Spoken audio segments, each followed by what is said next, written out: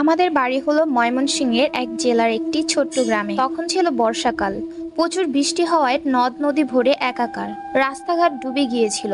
গ্রামে তখন আলো দিয়ে মাছ ধরা হতো। মাছ ধরার জন্য সবাই রাতে দল বেঁধে বের হতো। তো একদিন আমার খালাতো ভাইও মাছ ধরতে বের হয়।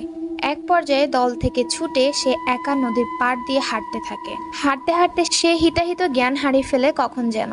সে বুঝতে পারছিল না যে কোন দিকে যাচ্ছে এবং কেনই বা যাচ্ছে। তো এই সময়টায় সে দেখে সে আশানুরূপ মাছ ধরতে পারছে না। যাই হোক, হঠাৎ তার হুঁশ ফিরে আসে এবং সে তখন দেখতে পায় সে একেবারে নদীর ধারে বেড়িবাঁধের কাছে চলে এসেছে। আর তারপর সে খেয়াল করে দূরে একটা অবয়ব বেড়িবাঁধের কাছে বসে আছে।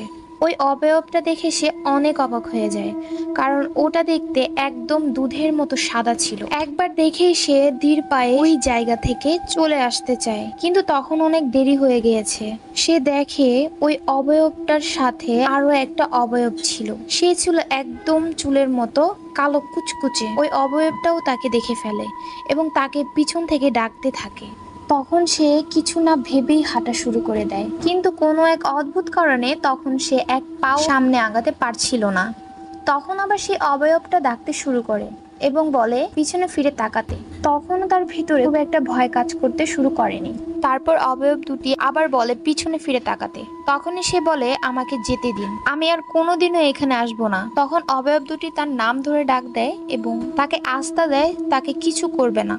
অনেক ভেবেচিন্তে আমার ভাই পিছে ফিরে তাকায়। তখন সে বুঝতে পারে তারা দুজন স্বামী স্ত্রী এবং তারা হিন্দু ছিল। তারপর তারা দুজন তাকে জিজ্ঞাসা করে কেন সে এদিকে এসেছে। সে বলে আমি মাছ ধরতে ধরতে এইদিকে এসে পড়েছি। ভাই এটাও বলেছিল যে তিনি আর এদিকে আসবে না। তখন দুইটা অবয়ব হাসতে থাকে। তখনই সে কিছুটা ভয় পেয়ে যায়। কিছুক্ষণ সে মাথা নিচু করে দাঁড়িয়ে থাকে এবং সে মনে মনে ভাবতে থাকে আজকেই তার শেষ দিন। ঠিক তখনই অবয়ব দুটি তার দিকে তাকিয়ে বলে তোকে যদি আজকে এখানেই শেষ করে দিই।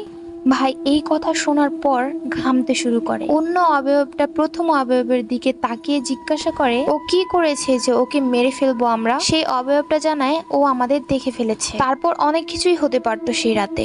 ঠিক তখনই একটা অবয়ব তাকে একটা ধাক্কা মারতেই সে পানিতে পড়ে যায় এবং হাতের লাইটটা জ্বলে ওঠে। সাথে সাথে সে পানি থেকে উঠে দেখে কেউই নেই সেখানে।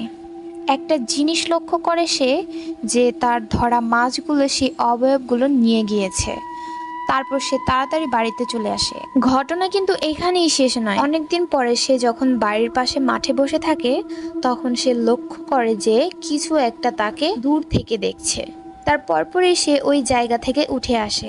এরপর কিছুদিন পর্যন্ত তার জ্বর থাকে। তারপর থেকে আবার সব স্বাভাবিকভাবেই চলতে থাকে। এর কিছুদিনের মধ্যে ভাইদের দুইটা গরু মারা যায়, কিন্তু তার কোনো ক্ষতি করতে